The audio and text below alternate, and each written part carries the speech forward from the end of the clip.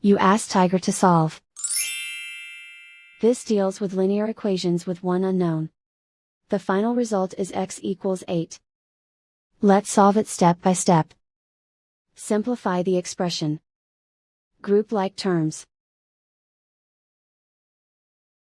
Simplify the arithmetic. Group all constants on the right side of the equation. Add 2 to both sides.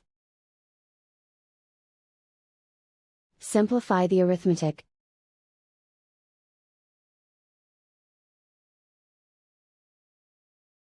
Isolate the x. Divide both sides by 7.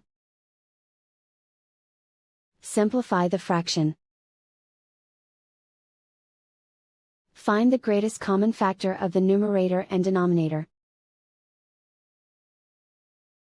Factor out and cancel the greatest common factor.